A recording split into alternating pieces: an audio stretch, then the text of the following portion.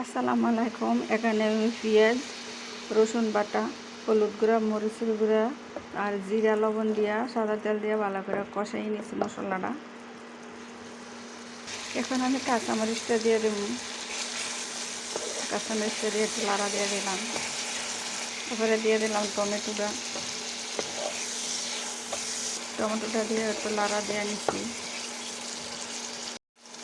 মশলাটা আমার কষানো হয়ে গেছে, বেশি গালা গালা করতাম না। টমেটোটা কষাইয়া এখন আমি আগেই বাজার রাখছিলাম মাছটি, এখানে মাছটি দিয়ে দেব। মাছটি দিয়ে দিচ্ছে, মাছ অনেক বড়, পরে আর মধ্যে ধরে না বালাকিরা। এখন আমি এটার মধ্যে চুল দিয়ে দেবো, আর এমনি লাললে বাইঙ্গা দেবো গা।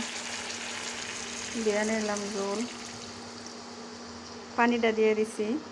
পানিটা দিয়ে এখন বালা করে জাল করে নেব। মাছটি আমি দিয়ে নিছি, এখন ডাক্কা দিয়ে রান্না করে নেব।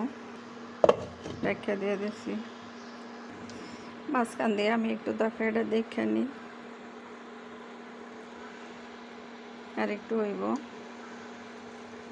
একটু পানিটা কমবো না তরকারিটা আর জাল করতাম না, হয়ে গেছে গা। এখন আমি ধনিয়া পাতা দিয়ে দেবো, কয়েকটা ধনিয়া পাতাটা দিয়ে উড়াই নেব। আর বড় মাছ সবসময় কম মশলা রান্না করলে অনেক স্বাদ লাগে। তো এক দেশের একরকম রান্না করে, মানে আমাদের কাছে কম মশলা দিয়ে আমরা রান্না করি, আমাদের কাছে অনেক ভালো লাগে। তো আপনারা একবার কম মশলা দিয়ে রান্না করে খেয়ে দেখবেন কি ভালো লাগে। তো এখন আমি অন্য পাতিলাত বাইরে নিয়ে নেব। যে আমরা রান্না করে এই ডেক্সিত বাইরে নিলাম। মাছটা সাথে 2-3টা চিংড়ি মাছও দেওয়া হয়েছে। এখানে রান্না করে নিলাম, গরুর গোশত হয়েছে। এখানে আমি পোলাও বসাইছি, পোলাও চাউলটা বাজা নিতেছি, বাজা গেছে। এখন আমি গরম পানি করে রাখছিলাম, গরম পানি দিয়ে দিতেছি। গরম পানি দিয়ে দিছি, এখন আমি এটা ডাক্কা দিয়ে দেব। এখন আবার উড়াই একটু মরিচ দিয়ে দিলাম, আর গাজরটা দিয়ে দিছি। চাউলটা আমি একটু লাড়া দিয়ে নিয়ে নিছি। পানিটা সাথে এই চাউলটার রুফে এই কবজি পর্যন্ত পানি দিই, এই কবজি পর্যন্ত পানি দিই, ডাকবে এমনি। এখন আমি পোলাওটা দিয়ে মতন করে কেমন হয়েছে একটু লাড়া দিয়ে দেখি। বন্ধুরা একদম পারফেক্ট হয়ে গেছে। আমরা চাউল মাইপা দিই না, এইভাবে দিয়ে দিই। পানিটা এইভাবে দিয়ে দিই, দিলে একদম পারফেক্ট দিয়ে আবার চাপ দিয়ে দিন। এখানে আমি মশলা কষাই নিয়েছি, গোস্ত রান্না করবো। আর সাথে দিয়ে দিচ্ছে 2-3টা আলু, বেশি আলু দিতাম না।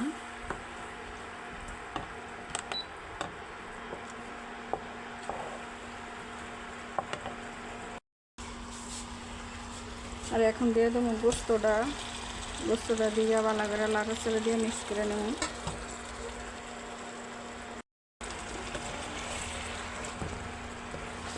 আর এখানে আমি একবারে অল্প মশলা দিয়ে গোস্ত রান্না করতেছি।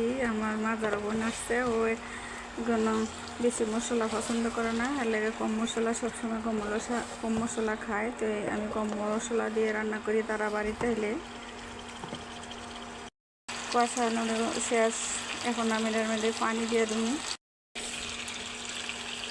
দিলাম পানি দিয়ে এখন লাড়াচাড়া দিয়ে মিক্স করে নিচ্ছি। আর আমার এখানে সবসময় আইলে আইয়া থাকে না, তাড়াতাড়ি করে জায়গা চাকরি করে ব্যাংকে, তো এই সময় পায় না থাকার জন্য।